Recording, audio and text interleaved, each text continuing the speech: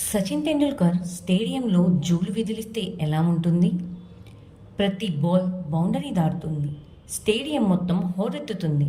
తుఫాన్ వచ్చినప్పుడు సముద్రానికి పోటు వస్తే ఎలా ఉంటుంది?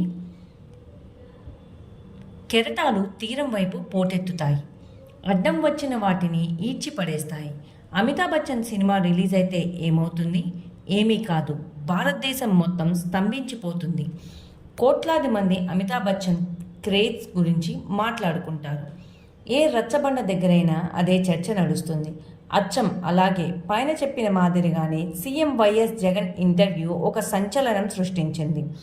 టీవీ9లో ప్రసారమైన జగన్ ఇంటర్వ్యూ లక్షల్లో వ్యూస్ సాధించి, దాంతోపాటు యూట్యూబ్లో యువత లక్షల్లో ఆ ఇంటర్వ్యూ చూసింది. అందులో అభివృద్ధి, సంక్షేమం వంటి పలు అంశాలకు సంబంధించిన జగన్ ప్రజల సందేహాలకు స్పష్టమైన సమాధానాలు ఇచ్చారు. ప్రజల మనస్సుల్లో ఉన్న సందేహాలను టీవీ9 యాంకర్ రజనీకాంత్ జగన్ ముందు లేవనెత్తారు. భూ సర్వే గురించి, టైటిలింగ్ చట్టం గురించి ఆయన లేవనెత్తిన సందేహాలు సంబంధించిన ప్రసంగాలు జగన్ స్పష్టంగా సమాధానాలు ఇచ్చారు. అసలు తన విజన్ ఏమిటి, తన పాలనా విధానం ఏమిటి అనే దాని మీద స్పష్టంగా తాను వివరణ ఇచ్చారు. దాంతోపాటు పవన్ కళ్యాణ్ గురించి ఇచ్చిన పంచ్ జనంలో బాగా పేలింది.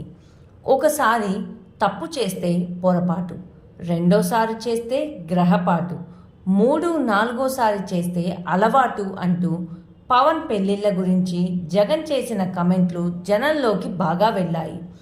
దాంతోపాటు ఆ ఇంటర్వ్యూలో జగన్ చెప్పిన కొన్ని వీడియోలను ఫోన్లో సర్క్యులేట్ చేస్తున్నారు. ఈ ఇంటర్వ్యూను లక్షల్లో ప్రజలు తమ ఫోన్లలో చూశారని లెక్కలు కనిపిస్తున్నాయి. ఇది వైఎస్ఆర్ కాంగ్రెస్ క్యాడర్లో ఉత్సాహాన్ని నింపింది. ఆ ఇంటర్వ్యూను ఫోన్లో బాగా ప్రచారానికి వినియోగిస్తున్నారు. లక్షల్లో షేర్లు, లైక్స్, కమెంట్స్తో సోషల్ మీడియా దుమ్ము రేగిపోయింది. ఈ ఇంటర్వ్యూ తమకు బాగా మైలేజ్ ఇస్తుందని క్యాడర్ సంతోషిస్తుంది.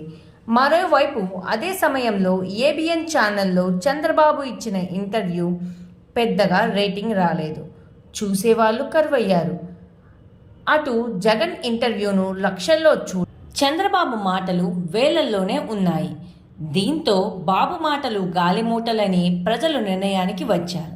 అందుకే చూడడం లేదని ఒక అంచనాకు వచ్చారు. బాబు గత 30 ఏళ్లుగా చెప్పినవే చెబుతున్నారని, వాటిల్లో నిబద్ధత లేదని, అందుకే ఆ గాలి మాటలు వినడానికి ప్రజలు ఇష్టపడడం లేదని అంటున్నారు.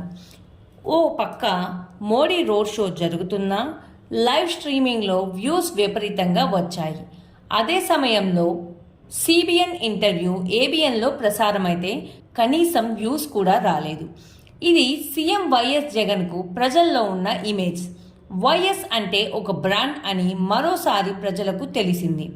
ఇదే ఇమేజ్ మరోసారి జగన్ను సీఎం పీఠం ఎక్కించబోతుందనే సంకేతాలు ముందుగానే తెలుస్తోంది. ఈ వీడియో కనుక మీకు నచ్చితే లైక్ చేయండి. మా ఛానల్ని సబ్స్క్రైబ్ చేసుకోవడం మాత్రం మర్చిపోకండి.